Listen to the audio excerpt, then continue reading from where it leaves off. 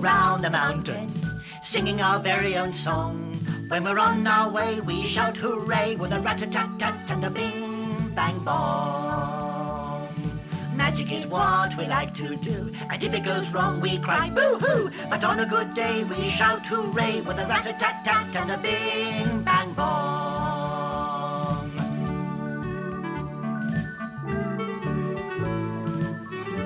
One more time, Maurice. I'm ready if you are, Doris. Everybody now. Here we go round the mountain, singing our very own song. Yes, we're on our way, so shout hooray with a rat-a-tat-tat and a bing-bang-bong. Hello, Maurice. Hello, Doris. What's happening on Magic Mountain today? Well, everyone's very busy, especially me. Why? Because I've got a very important story to tell you. It's all about what happened in the Magic Garden the other day. Poor Digby the gardener lost his robot motor, and Leroy the lion had to get on his roller skates and... I wish Leroy wouldn't go quite so fast on those roller skates.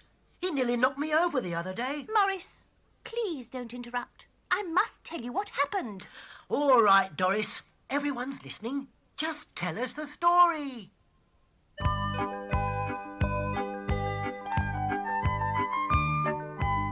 Digby and the Jungle. One day, Leroy the lion got a message on his headphones from Digby the robot gardener. Leroy skated off as quick as he could to the Magic Garden. Hey, Digby, what's the matter?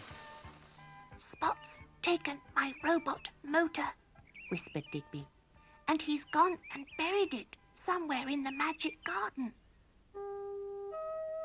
A big tear trickled down Digby's nose. Without my motor, I can't do any gardening, and now I can't find Spot. Digby looked so sad that Leroy felt sorry for him. He looked round the Magic Garden and saw how high the plants had grown because Digby hadn't been able to trim them. Leroy shook his head. Hey, that Spot's a really naughty dog. Leroy patted Digby's shoulder. You stay here, Digby, he said. I'll go and look for Spot. The plants were now so high that the Magic Garden was more like a jungle than a garden. As Leroy skated along, he had an idea. What fun! This is a jungle and I'm a lion. The lion is the king of the jungle, so that means I'm a king now. Just then, he caught sight of Spot at the bottom of the garden. Hey, Spot, what are you doing? Hiding Digby's motor, said Spot, but only to tease him.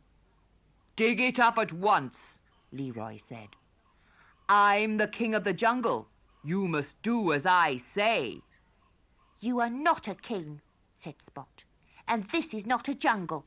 It's the Magic Garden. It was the Magic Garden, said Leroy. But now you've taken Digby's motor, he's too weak to do any gardening. This garden is more a jungle than a garden now, so I am the king. Spot looked worried. But if you dig up Digby's motor and give it back to him, said Leroy, he'll be able to cut back all these jungly plants, and the Magic Garden will be a real garden again. That means you won't be the king, and then I won't have to do what you say, said Spot.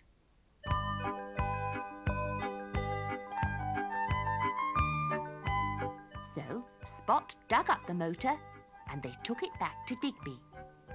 Leroy opened the little door in Digby's back and put the motor in. Digby felt better at once.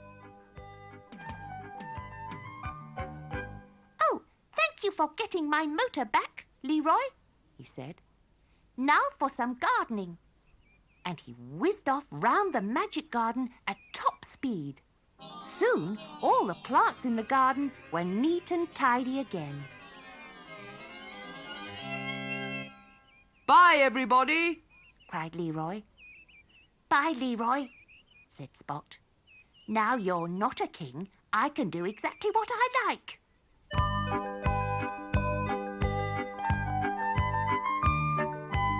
And as Leroy skated off, he looked back and saw Spot starting to dig up a plant. A very naughty look on his face.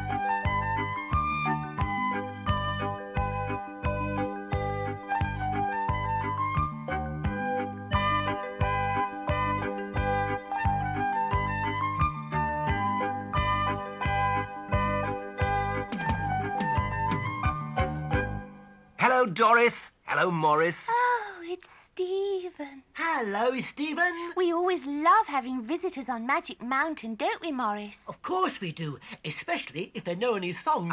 Well, I've got a song. It's all about animals. Ooh. And I want you to be the first to hear it. Hooray! It's called Come Into the Ark. Come into the ark, said Noah to the animals. Come into the ark, my pets. In walk the elephants, the frogs and the horses, the cows and the cats, and the little marmosets.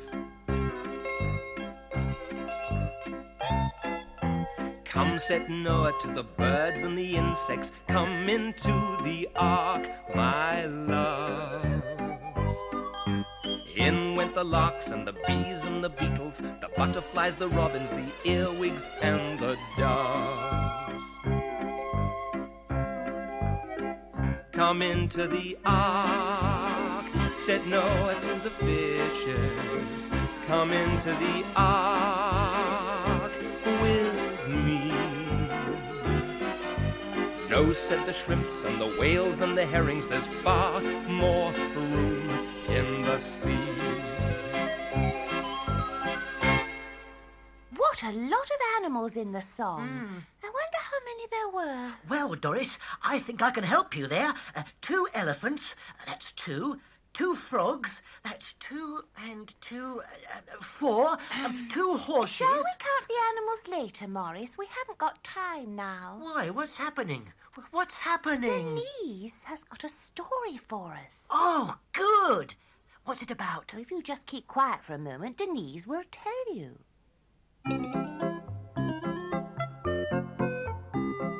My naughty little sister, the unexpected visitor. One cold and frosty morning, when I was a little girl, and my sister was a very little girl, our mother and Mrs. Jones next door did lots and lots of washing and pegged it out on their clotheslines. There was a lot of hard, cold snow on the ground, and there was a cold wind blowing, and my little sister was kneeling by the kitchen window, watching Mother's washing and Mrs. Coco Jones' washing. My little sister was laughing because all the washing was frozen. The wind had blown it, and the frost had frozen it into funny shapes. Mother's big sheets had gone all pointy-looking. And as for my sister's own little knickers, the wind had blown them out into funny little balloons, and the frost had frozen them into funny little balloons, and they bobbed and bobbed on the line. Will they stay like that now? My sister said. Will they always be hard and funny-looking? Oh, no, Mother told her. The sun will thaw them, and the wind will blow the water out of the clothes, and they'll be quite soft again. I'm very glad about that, said my little sister. I shouldn't like balloony knickers very much. And she went back to the window to see if the wind had blown them soft yet. Then suddenly my sister shouted and shouted. "Mother, look! Look!" she said. "A big white washing thing fell out of the sky on Mrs. Coco's garden." Mother said, "Good gracious," and looked out of the window. But she couldn't see anything. But my sister jumped and jumped on the window seat. She was so excited. "It fell down! It fell down!" she said, and jumped and jumped. "You'll fall down too if you aren't careful," our mother said. "I saw it! I saw it!" said my naughty little sister in a cross voice, because she thought my mother wasn't being interested. "It was all white and sheety looking." And she might have shown off and been very cross indeed. Only just then we heard Mrs. Coco calling and calling, and we all ran out into the cold and frosty garden without thinking about our coats even. For dear Mrs. Coco was saying, "Help! Oh, help!" Oh, yes. My little sister had seen something come out of the sky, but it wasn't washing. And I don't think it really fell. But it must have looked as if it did. It was a great white bird. A great white bird with a long, long neck and a black and yellow beak. "Why," said Mother, "it's a swan." And so it was. My sister knew swans. She'd seen them in the park. Sometimes we'd gone to take bread to them. So now she had a good idea. She said, "Give him some bread, Mrs. Coco." Mrs. Coco stopped being frightened, and she said, "What a clever girl you are." And she hurried indoors to find a big piece of bread for the swan. That was just what the swan wanted. He turned down his bendy head and snapped with his black and yellow beak, and he swallowed up the piece of bread at once.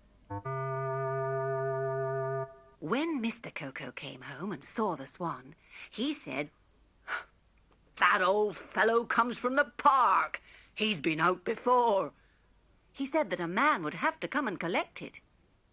Presently, 2 men came to Mrs. Coco's house with a little green van.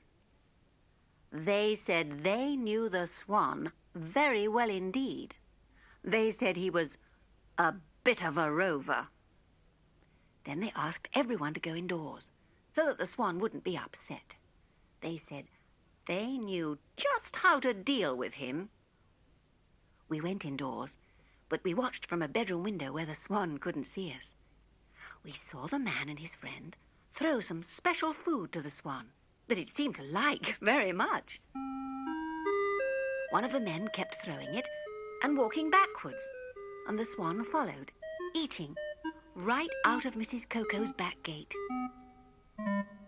The man threw more food until the swan came to the van, and it followed the food up to the van and up a little plank into the back of the van. And when it was inside and they had made it comfortable, the 2 men drove the swan back to its home in the park.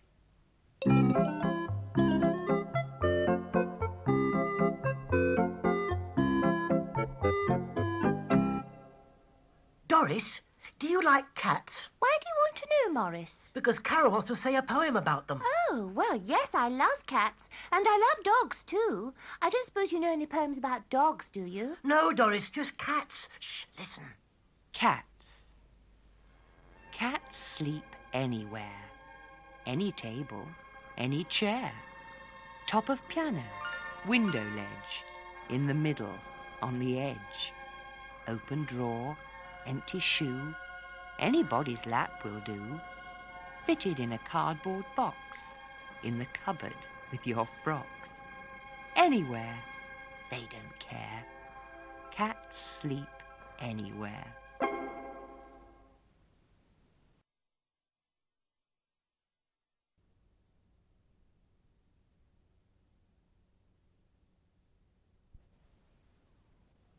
Hello, Morris. Hello, Doris. Where is everyone? I've been all over Magic Mountain and I can't find anyone. I told you, everyone's very busy. Digby and Leroy and Spot are in the magic garden, and I'm getting ready to sing. Sing? Oh, no. Morris, I like singing. Besides, I'm very good at it. Oh, are you? Well, let's hear you then. What are you going to sing? One of my favourite nursery rhymes, Baa Baa Black Sheep. Oh, well, if you must. I may even join in. Baa Baa Black Sheep, have you any wool? Yes, sir, 3 bags full. 1 for my master and 1 for my dame, and 1 for the little boy who lives down the lane. Baa Baa Black Sheep, have you any wool? Yes, sir, 3 bags full. 1 for my master and 1 for my dame, and 1 for the little boy who lives down the lane. Baa Baa Black Sheep, have you any wool? Yes, sir, 3 bags full. 1 for my master and 1 for my dame, and 1 for the little boy who lives down the lane.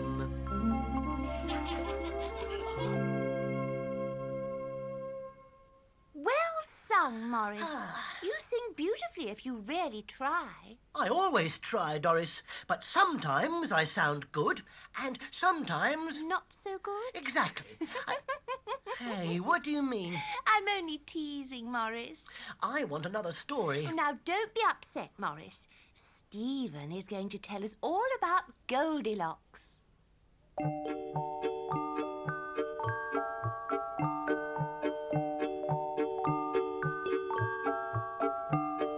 Goldilocks and the Three Bears.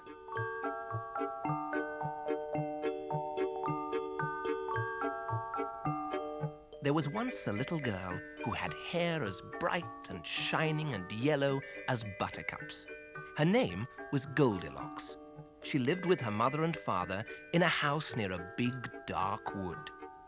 Every morning she went into the garden to play, and every morning her mother said to her, "Don't go into the wood, Goldilocks. You might get lost." But Goldilocks longed to go into the wood and see what was there. "I'm sure the wood is full of exciting things," she said to herself. One day, she walked out of her garden and ran until she reached the wood. Birds chirped and fluttered in the trees, and butterflies danced in the grass. A rabbit winked at her with one dark eye, and then went hopping away down a little path. Goldilocks followed the rabbit. At last she came to a clearing in the wood, and there stood a neat little blue and white cottage. "Oh, it's so pretty," thought Goldilocks. "I must go inside." She ran up to the door and knocked. There was no answer, but the door swung open. Goldilocks went inside. In the middle of the cottage was a wooden table, and on the table were 3 plates of porridge, a big one, a middle-sized one, and a small one. Goldilocks tasted the porridge on the big plate, but it was too hot. She tasted the porridge on the middle-sized plate, but it was too cold. She tasted the porridge on the small plate, and it was just right, so she ate it all up. Then she saw 3 chairs, a big one, a middle-sized one, and a small one. She sat on the big chair, but it was too hard. She sat on the middle-sized chair, but it was too soft. She sat on the small chair, and she was just getting comfortable when there was a loud crash. The chair broke all to pieces, and Goldilocks fell to the floor. "Oh, dear, this chair must be for a very small person," said Goldilocks. But she was not at all hurt, so she picked herself up and went up the stairs. At the top of the stairs was a bedroom with 3 beds in it, a big one, a middle-sized one, and a small one. Goldilocks tried the big bed, but it was too hard. She tried the middle-sized bed. Oh, no. But it was too soft. She tried the little bed. And it was so comfortable that she settled down and was soon fast asleep.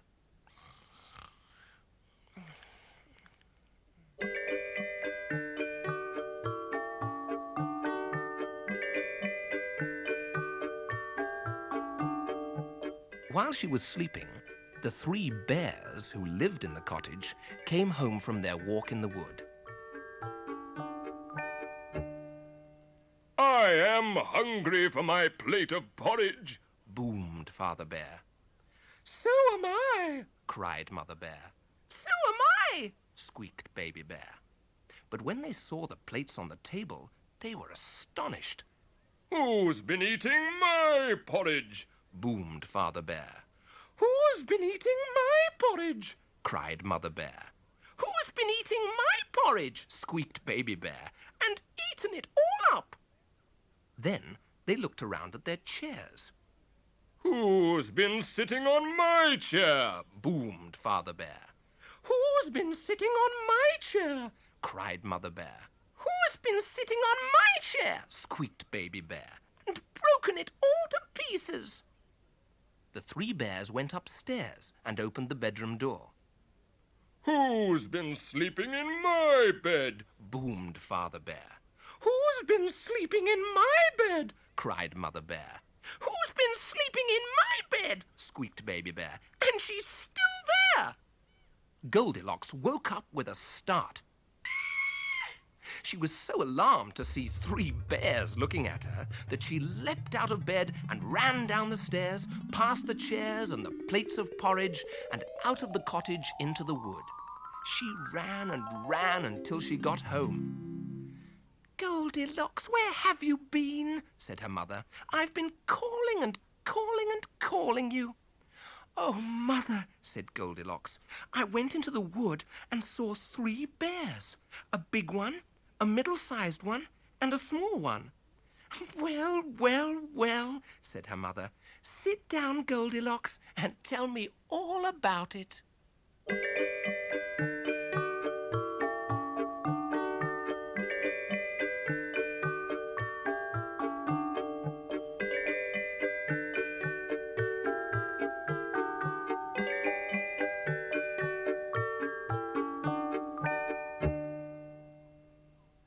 What are your favourite animals, Stephen? Hamsters, of course, Morris. Oh, good. Did you know you can make animals with your fingers and hands? Can you make hamsters? Well, no, Morris, that's rather difficult. But there are lots of other animals you can make. How? How? Well, I know a rhyme to show you how.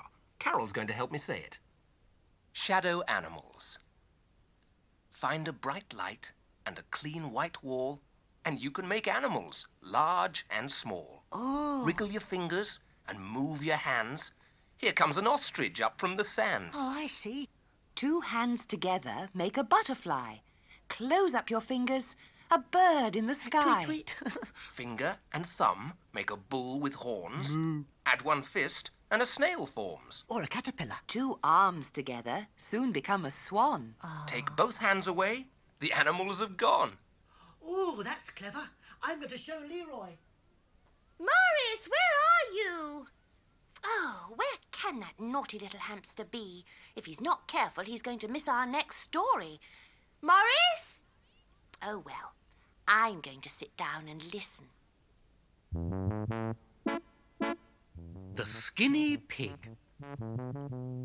Percy was the skinniest pig you've ever seen. No matter what he ate, he never seemed to put on any weight. Farmer Giles was so worried about him that he made an appointment with the animal doctor to find out what was wrong. On the day that Percy and Farmer Giles were due to see the doctor, Percy was very nervous. As he sat in the waiting room, he looked at Farmer Giles in fright. "Oh, Farmer Giles," he said. "what can be wrong with me?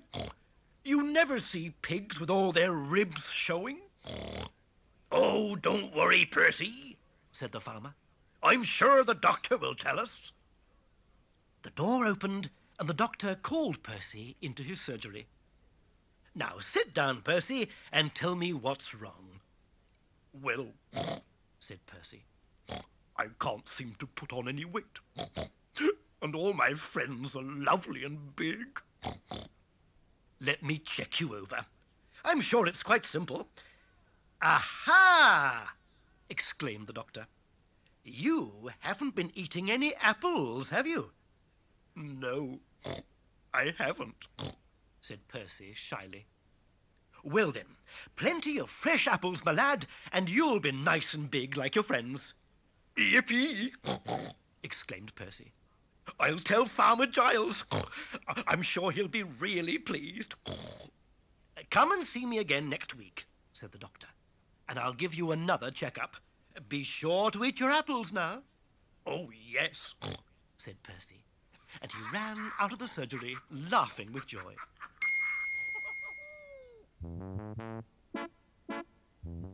When they got home, Farmer Giles took Percy to the orchard. "There," he said.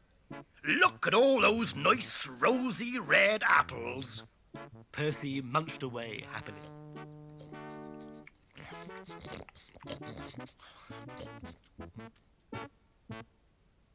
A week went by, and Percy visited the doctor again. "Why, Percy, you look splendid. You've no ribs showing, and you've got a beautiful big red face. You don't need any more help from me.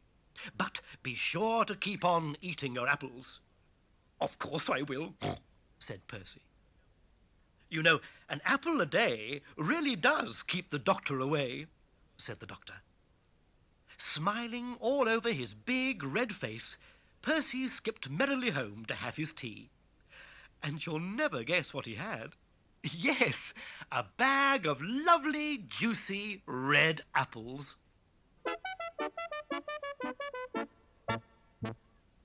Morris! Where are you, Morris? Here I am. Oh. Hello, Doris. Hello, Morris. Oh, I mean, Morris, where on earth have you been? I've been counting the animals in the song. Which song? Come into the ark, said Noah to the animals. Come into the ark, my pets. Oh, that song. Well, how many are there? Now, let me see. 2 cows, that's 2. 2 cats, that's... 4. Oh, don't rush me, Doris. 2 cows and 2 cats makes 4. And then there are some butterflies. That's... Oh, Morris, we'll just have to count the animals later. It's time for one last song. Can I join in? Yes, of course you can. The song is Ride a Cock Horse.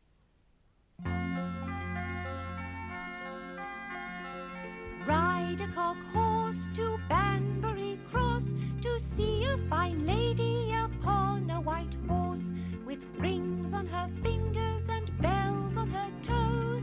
She shall have music wherever she goes.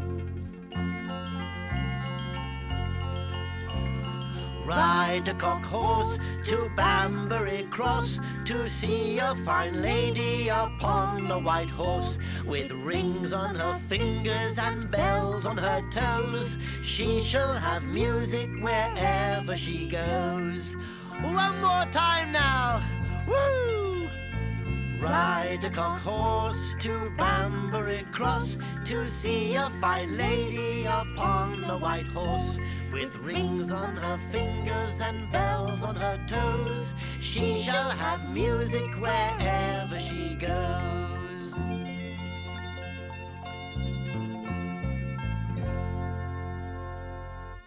Goodbye, everyone. Goodbye, everyone. We'll be back soon. Now, Bye. 2 robins, that's 24. 2 earwigs, that's 25. No, 26. Morris. Oh, Morris, that's 27. Morris. Oh, sorry. Goodbye, everyone. Goodbye, everyone. Bye. Goodbye.